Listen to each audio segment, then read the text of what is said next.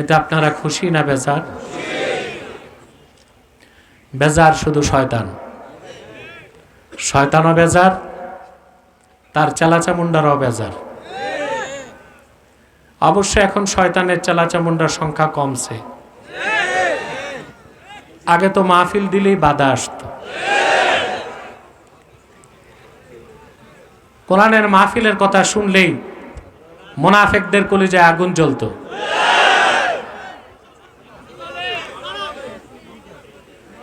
মাহফিলের অনুমতি লাগতো। 31st নাইট ডিজে পার্টি বাউল গানে অনুমতি লাগতো না। কোরআন শরীফের মাহফিলের কথা শুনলেই শর্ত দিত 34টা। ওরা ভেবেছিল বিরক্ত হয়ে মানুষ মাহফিল বন্ধ করে দিবে, কিন্তু ওরা জানে না যে দেশের মানুষ আল্লাহর কোরআনের জন্য রক্ত ঢালতে জানে, হাজার শর্ত দিয়া তাদেরকে কোরআন থেকে দূরে সরানো যাবে। শয়তান বেজার, তার চেলাচামুন্ডারাও বেজার। শয়তান বিভিন্নভাবে সোয়ার হবে। এখন সোয়ার হয়েছে মাইকম্যানের উপর। আপনাদের উপর সোয়ার যেন না হয়। আমরা ন্যাক নিয়ত করে শয়তানের নাপাক গালে একটা চপেটাঘাত করতে পারি। আমরা নিয়ত করছি কিছুক্ষণ পরে আজকের মুনাজাত করে গুনাহ মাফ করে নিষ্পাপ বেহেশতে আল্লাহওয়ালা হয়ে বাড়ি যেতে চাই। কারা কারা হাত তুলে আল্লাহ তাআলাকে দেখো। আল্লাহ কবুল করুন। সাউন্ড বাড়াতে বলুন।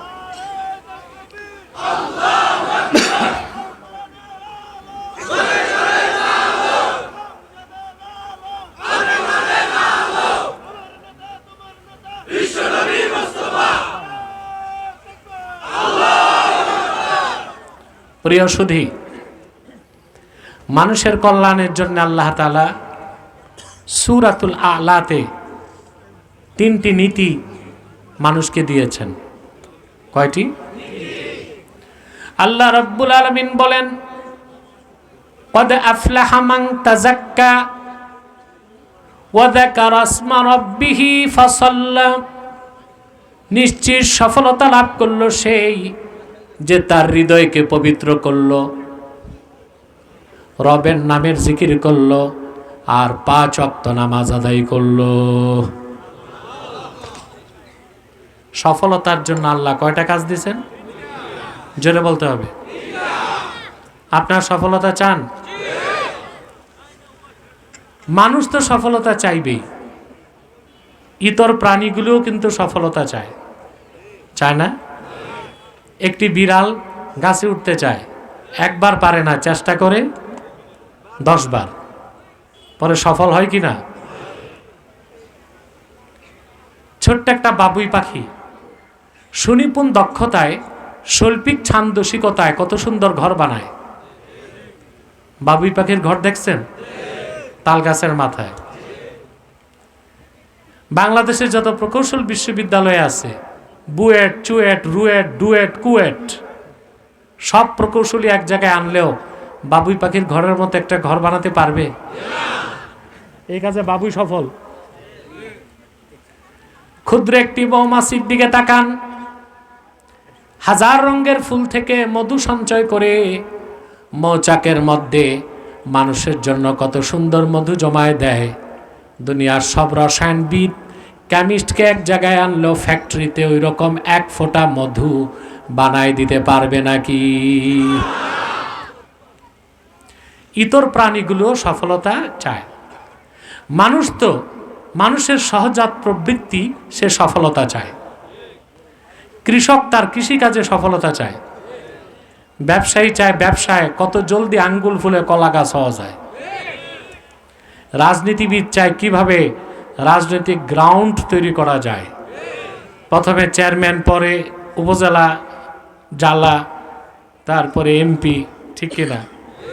রাজনৈতিক সফলতা কিভাবে অর্জন করা যায়। প্রতিটা মানুষ সফলতা চায়, কিন্তু অধিক সংখ্যক লোক জানে না সফলতা কোন পথে, সফলতা কোন মতে। কারণ মানুষের সফলতা কোন পথে তিনিই ভালো জানেন, যিনি মানুষকে সৃষ্টি করেছেন। আল্লাহ রাব্বুল আলামিন বলেন, ইয়া আইয়ুহান নাসু ইন্না হাল আতা আলাল ইনসানি হিনুম মিনাদ দাহরি লাম ইয়াকুন শাইআম মাযকুরা ইন্না খালাকনাল ইনসানা মিন নুতফাতিন আমশাজ نبتليه فجعلناه سميعا بصيرا إنا هديناه السبيل إما شاكرا وإما كفورا আল্লাহ রাব্বুল আলামিন বলেন, আমি মানুষকে সৃষ্টি করেছি তার পিতার বীর্য এবং মায়ের বীর্যের মিশ্রণ থেকে। মানুষকে আমি করেছি চক্ষুষ্মান, তাকে শ্রবণ শক্তি দিয়েছি, অতঃপর আমি পথ দেখায় দিয়েছি কোনটা সফলতার পথ কোনটা ব্যর্থতার পথ। আমার সেই সফলতার দেখানো পথকে বেছে নেয় যারা কৃতজ্ঞ বান্দা তারা, আর সেই সফলতার পথ থেকে বিচ্যুত হয় অকৃতজ্ঞ বান্দা। বলেন নাউজুবিল্লাহ। তো সফলতা কোন পথে, সফলতা কোন মতে, এটা কে দেখাইছেন? আপনারা সফলতা চান? মাহফিলে কেন আসছেন? শুধু ওয়াজ শুনতে না সফল হতে? ইহকালের কল্যাণ পরকালের মুক্তি। সুবহানাল্লাহ বল। সেজন্য আল্লাহ তাআলা ডেভেলপ করো, সাউন্ড বাড়াও, আরো সাউন্ড লাগবে। আল্লাহ তাআলা সফলতার জন্য 3টি কাজ দিয়েছেন। কয়টি? খুব মনোযোগ দেন। কদ আফলাহা মান তাযাক্কা, নিশ্চিত সফলতা লাভ করলো সেই যে তার হৃদয়কে পবিত্র করলো। ওয়া যাকারা ইসমা রাব্বি, রবের নামে জিকির করলো। ফাসাল্লা, 5 ওয়াক্ত নামাজ পড়লো। এই 3টা কাজ যে করলো আল্লাহ সার্টিফাইড করেছেন, সে নিশ্চিত সফল হয়ে গেল। আমাদের এই 3টি স্বার্থের বিরুদ্ধে বাংলাদেশে কাজ করতেছে 3টি অমুসলিম সম্প্রদায়। তার মধ্যে সবচেয়ে জঘন্য হচ্ছে কুখ্যাত কাদিয়ানি সম্প্রদায়। নিঃসন্দেহে তারা কাফের এবং অমুসলিম। তাদেরকে যারা কাফের বলবে না তারাও কাফের, কারণ তারা আল্লাহর আখিরি নবী মুহাম্মদ সাল্লাল্লাহু আলাইহি সাল্লামকে আল্লাহর শেষ নবী হিসেবে বিশ্বাস করে না। চিল্লায় বলেন নাউজুবিল্লাহ। সেই জন্য তারা কি? তাদেরকে যারা কাফের বলবে না তারা কি? তারা মানুষকে ধোঁকা দিতে মুসলমানদের মতো দাড়ি রাখে, টুপি লাগায়, নামও রাখে। দাড়ি রাখলেই যদি মুসলমান হওয়া যেত তো রবি ঠাকুরের চেয়ে বড় মুসলমান কে হইতো? সে কি মুসলিম ছিল না অমুসলিম? টুপি লাগালে মুসলমান হওয়া যায়? দিল্লি পার্লামেন্টে হিন্দু এমপিরাও টুপি লাগায়, তাই বলে কি মুসলিম হবে? তো রাজনৈতিক দলের লোকের কথা বলার দরকারটা কি? গয়েশ্বর বাবুর কথা বলার দরকার আছে? বাঙালি মানে খালি তোমরা হেসি গুছি তালাশ করো। এটা তো অরিজিনাল নোয়াখালী, পাশে মানে খাস নোয়াখালী। হ্যাঁ, নোয়াখালীর মানুষকে আমি ভালোবাসি। কেন পরে বলতেছি। 3 নাম রাখলে মুসলমান হওয়া যায়? এক শয়তান বোতলে পেশাব করে উপরে লেবেল দিছে শরবত, ওটা কি শরবত হবে?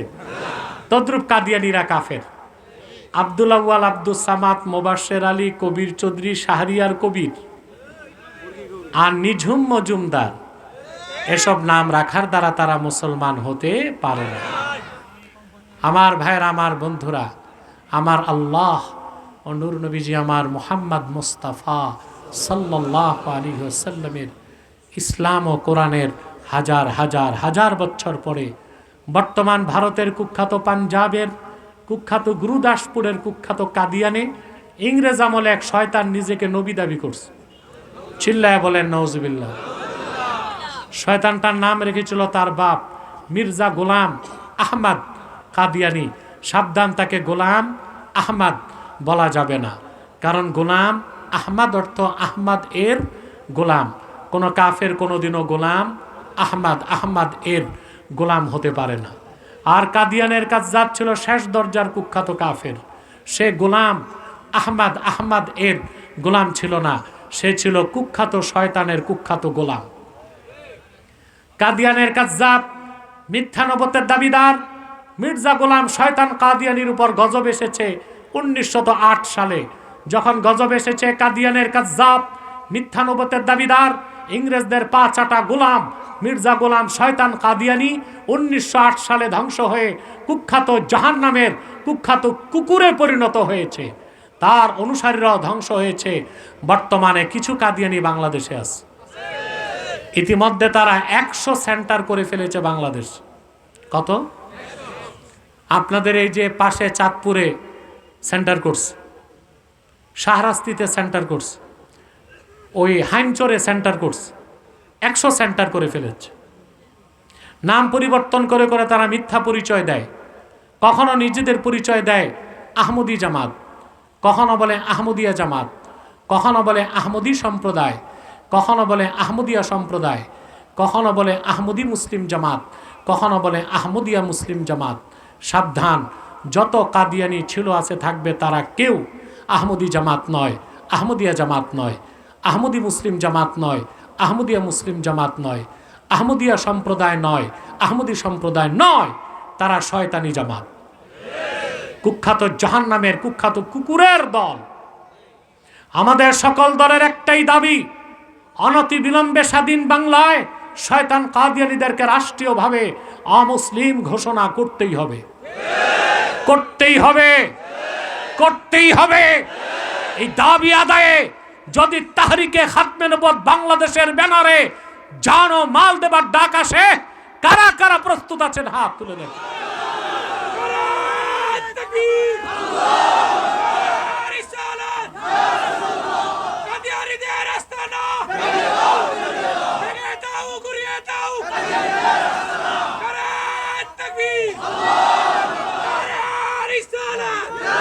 আমার ভাইরা, তাদেরকে অর্থনৈতিক সহযোগিতা করবেন না, করবেন? করেন? জি করেন। প্রাণ কোম্পানির যত জিনিস তাদের, সেজান কোম্পানির জিনিস তাদের, RFL এর পণ্যগুলো তাদের, প্রথম আলো, ডেলি স্টার, কালের কণ্ঠগুলো তাদের। এগুলো নৈতিক দায়িত্ব হিসেবে ধরবেন না, কিনবেন না, বেচবেন না, মনে থাকবে। আরেকটি অমুসলিম সম্প্রদায় আমাদের 3টি স্বার্থের বিরুদ্ধে কাজ করছে। এটা হচ্ছে খ্রিস্টান মিশনারি, ছদ্মনাম এদের ঈসাই তরিকা। কি নাম? এরা খ্রিস্টান, এরাও দাড়ি রাখে, টুপি লাগায়। এদের পুরো নাম হচ্ছে ঈসাই তরিকাভুক্ত মুসলমান। বলেন নাউজুবিল্লাহ। মানুষকে খ্রিস্টান বানায়, বলে তুমিও মুসলমান, তবে ঈসাই মুসলমান। বলে এর অর্থ কি? বলে তুমি ঈসার উম্মত মুসলমান। ঈসার উম্মত মুসলমান না খ্রিস্টান? গত 16-17 দিন আগে রংপুর হারাগাছে খ্রিস্টান মিশনারি 300 মুসলিমকে খ্রিস্টান বানায় ফেলছে। কত? এক একজনকে দিছে মাত্র বড়দিন উপলক্ষে 45,000 টাকা। কত? আমার বুঝে আসে না, বাংলাদেশের জঙ্গি সংগঠনের নামে কত সংগঠনকে নিষিদ্ধ করা হলো, কিন্তু খ্রিস্টান মিশনারি এভাবে মানুষকে খ্রিস্টান বানাচ্ছে। আগামীতে আমাদের স্বাধীনতায় হাত দিবে, তাদেরকে কেন নিষিদ্ধ করা হয় না? কথা বল, করা উচিত কিনা?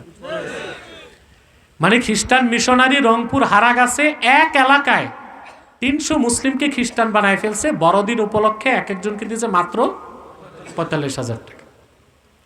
আমাদের আলেম সাহেবরা দাওয়াত খায় আর ঘুমায়, খোঁজ নাই। তাহরিক খ্রিস্টানদের বিরুদ্ধে কাজ করে যাচ্ছে এবং আমরা সেখানে কর্মসূচি দিয়েছি, আমি নিজে যাচ্ছি ইনশাল্লাহ।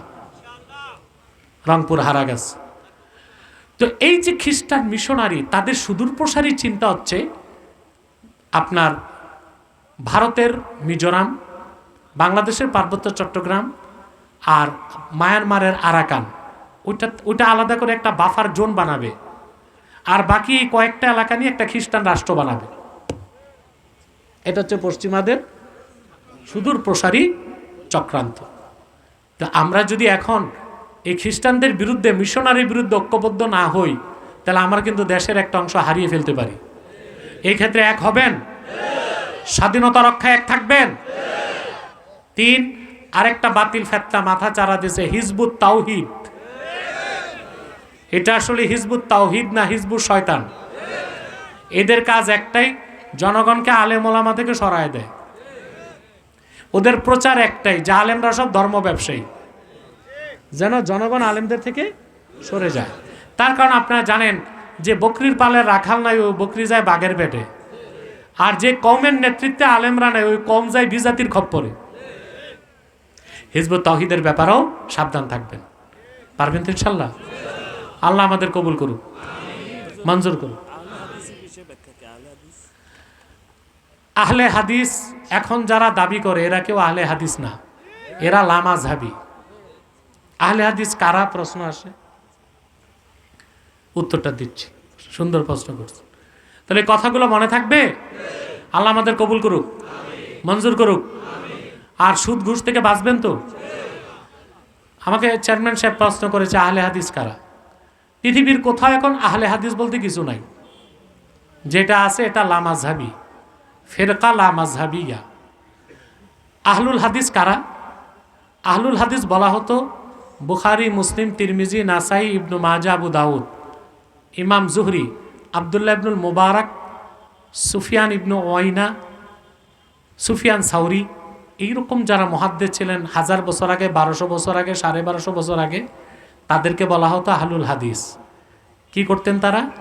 তারা যেখানে হাদিস পেতেন যেতেন, হাদিসের সনদ সহ হাদিস সংগ্রহ করতেন, সনদকে যাচাই বাছাই করে দেখতেন হাদিসটা সহি না জাল, তারপরে হাদিসের কিতাবে লিপিবদ্ধ করতেন। তাদেরকে বলা হয় আহলুল হাদিস।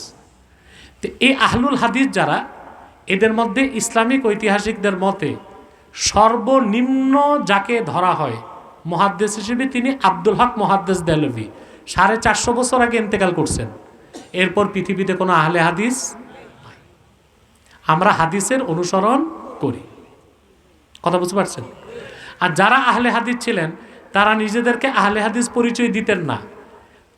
যেমন একজন মুফাসসির কি বলে, যদি জিজ্ঞেস করেন এনায়েতুল্লাহ আব্বাসী আপনি কি, আমি বলবো আমি মোহাম্মদ এনায়েতুল্লাহ আব্বাসী, না বলবো নাম বলবো মুফাসসির?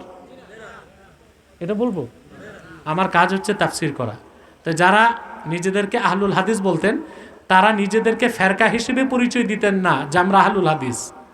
তারা নিজেদেরকে বলতেন মুসলিম, মুমিন, যার যে মাযহাব ছিল সেটা বলতেন। কাজ কি?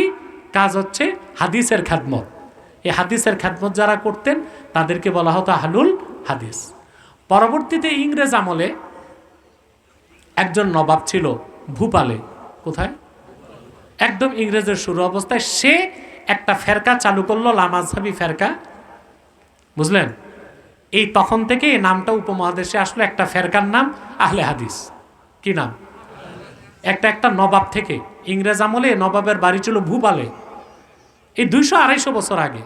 এই ফেরকাটা নামকরণ করলো কি নিজেদেরকে আহলে হাদিস। ওই যে পূর্বে যারা আহলুল হাদিস ছিল, তাদের সেই পবিত্র দামি নামটাকে নিয়ে তারা অপব্যবহার করতে লাগলো। পরবর্তীতে বাংলাদেশে এই ফেরকাটা এখন একটা অবস্থান গড়ে তুলেছে। তবে তাদের সাথে বহুবার আমাদের সংলাপ বৈঠক হয়েছে, প্রতিবারই তারা ভুল স্বীকার করেছে, আলহামদুলিল্লাহ। এবং আমি ডক্টর আসাদুল্লাহ আল গালেবের ছেলেও আমাকে রিকোয়েস্ট করেছিল যে কাদা ছোড়াছুরি না করে আপনারা বসেন, আপনি বসেন, আমার বাবাও বসুক। আমি বলেছি যখন তোমার বাবা বসতে চায়, আমি বাহাস বা তর্কে যাব না, সংলাপে বসবো। 4 বছর চলে গেছে, এখনো কোনো খবর নাই। আপনি স্পষ্ট মনে রাখবেন, আপনি যদি নিজেকে বলেন আহলে হাদিস, যে আপনি হাদিস মানেন, তাহলে আপনি কি কোরআন মানেন না? তা আপনার নাম আহলে কোরআন না রেখে আহলে হাদিস রাখছেন কেন? তাহলে আপনাকে কোরআনও মানতে হবে, হাদিসও মানতে হবে।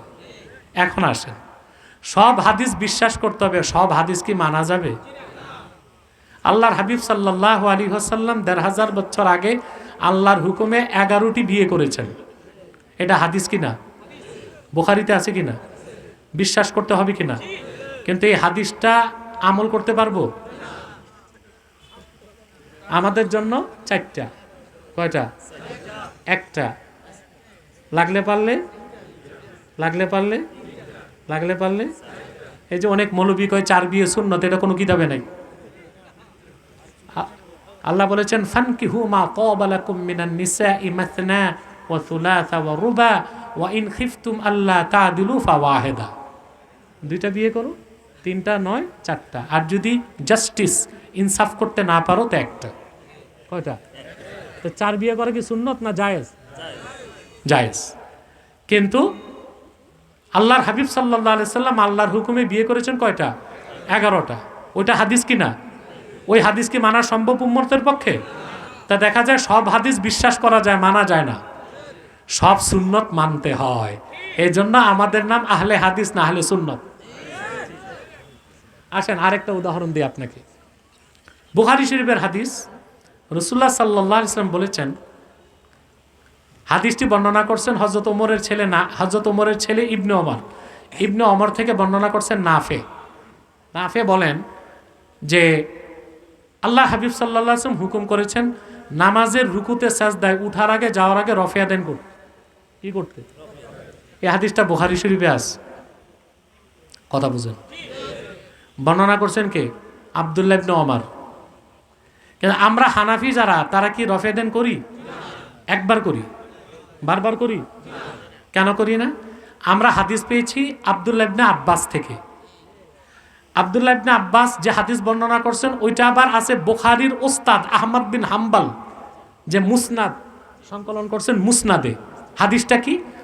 আব্দুল্লাহ বিন আব্বাস বলেন, আশারাতুন মান শাহিদা লাহুম রাসূলুল্লাহ সাল্লাল্লাহু আলাইহি ওয়াসাল্লাম আল জান্নাতা মা কানু ইয়ারফাউনা আইদিয়াহুম ইল্লা ফি ইফতিতাহিস সালাহ। আব্দুল্লাহ বিন আব্বাস বলেন, আমি আশারা মুবাশশারা 10 জনের পিছে নামাজ পড়ছি, তাদের একজনকেও কোনোদিন আমি একবার তাকবীর তাহরিমা ছাড়া দ্বিতীয়বার হাত তুলতে দেখি নাই। এবার আসেন, একটা হাদিস আসছে বুখারীতে ইবনে ওমর থেকে রফিয়া দেনের পক্ষে। আর আমরা যেটা হাদিস বললাম এটা আসছে মুসনাদে, ওইটা আবার বুখারীর উস্তাদ আহমদ বিন হাম্বলের বর্ণনা, ওখানে আসছে রফিয়া দেন করা। এখন কোনটা আমল করব? দুইটাই তো হাদিস। কথা বলে না। এখন মনে করেন যে জীবনও হাদিস পড়ে নেয়, মাদ্রাসায় যায় না, আন্ডা ব্যাপারী, রসুন ব্যাপারী, চাইলের আড়তদার, এ যদি কয় আমি মাযহাব মানি না আহলে হাদিস, তো এটা কি হয়? এর মাথায় সুপারি রেখে ওটা দেওয়া দরকার না? আরে ভাই, দুটাই সহিহ হাদিস, এখানেই মাযহাব লাগে। আমরা কেউ ব্যক্তি আবু হানিফার পূজা করি না, আবু হানিফার অনুসরণও করি না, তার ব্যাখ্যাটা নিছি। কি নিছি? তার ব্যাখ্যাটা নিছি। এখন ইমাম আজমের ব্যাখ্যা কি? ইমাম আজম এবং অন্যান্য ইমামগণ উসুলে হাদিসের মাধ্যমে দেখছেন কোন হাদিসটা নাসেখ, কোনটা মানসুখ, কোনটা রহিত, কোনটা রহিতকারী। নাসেখ এবং মানসুখ হিসেবে দোনো হাদিসকে বিশ্বাস করা ফরজ, কিন্তু আমল করতে হবে নাসেখের উপর, মানসুখের উপর আমল হবে না। এই জন্য আহলে হাদিস হওয়া যায় না, আহলে সুন্নাত হওয়া যায়। কারণ যে হাদিসটা নাসেখ ওটা হাদিস এবং সুন্নত, আর যে হাদিসটা মানসুখ ওটা শুধু হাদিস, ওটা সুন্নত না। এখন নির্ধারণ কেমনে হইল কোনটা নাসেখ কোনটা মানসুখ?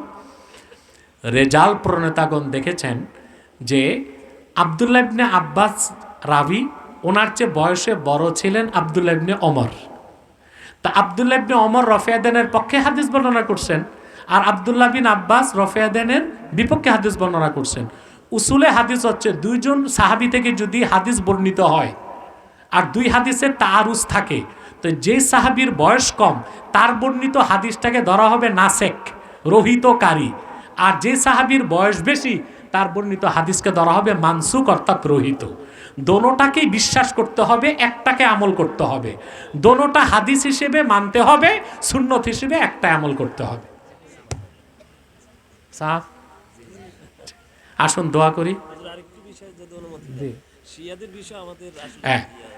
শিয়া সম্প্রদায় মোট 12টা ফেরকা। কয়টা? 12টা। এর মধ্যে মূলত দুই ভাগ, একটা আহলুত তাশাইয়্যু কোবরা আর একটা আহলুত তাশাইয়্যু সোগরা। আহলুত তাশাইয়্যু সোগরা যারা পুরা কোরআন হাদিসকে তারা বিশ্বাস করে, একটা ক্ষেত্রে আমাদের সাথে দ্বন্দ্ব। কয়টা ক্ষেত্রে? সেটা হচ্ছে আহলুত তাশাইয়্যু সোগরা যারা ছোট শিয়া, তাদের বিশ্বাস যে আল্লাহর হাবিবের সকল সাহাবী নাজাত প্রাপ্ত, তবে সর্বশ্রেষ্ঠ হযরতে আলী। কথা বলেন। আমরা বলি না সকল সাহাবী নাজাত প্রাপ্ত, সর্বশ্রেষ্ঠ আবু বকর সিদ্দিক। এতটুক দ্বন্দ্ব আমাদের সাথে যাদের, তারা আহলুত তাশাইয়্যু সোগরা, তাদেরকে আমরা কাফের বলি না, বাতিল বলি। কিন্তু আহলুত তাশাইয়্যু কোবরা যারা, তাদের আকীদায় কুফর আছে। তারা মনে করে যে কোরআন শরীফ থেকে অসংখ্য আয়াত বাদ দেওয়া হয়েছে, কোরআনের তাহরিফকে তারা বিশ্বাস করে। নাউজুবিল্লাহ। তারা বলে কোরআনে তাহরিফ হয়েছে, অর্থাৎ হযরত ওসমান রাদিয়াল্লাহু তাআলা আনহু কিছু আয়াত মুছে দিয়েছেন, এটা কুফর। এই জন্য আহলুত তাশাইয়্যু কোবরাদেরকে আমরা বিনা প্রশ্নে কাফের বলি।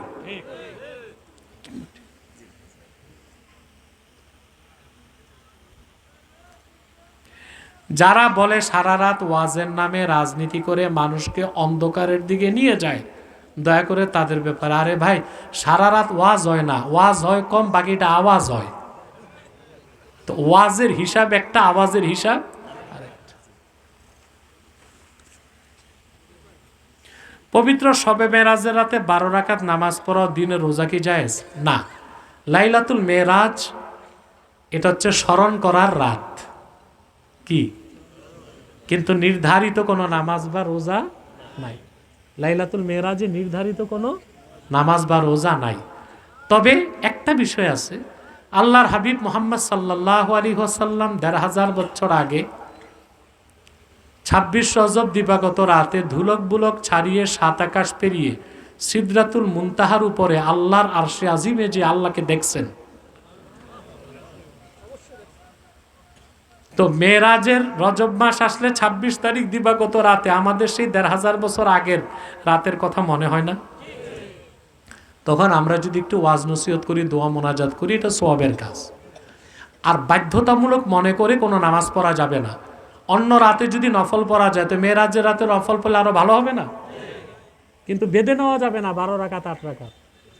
এবাদত বন্দেগী করা যাবে, কোনো সমস্যা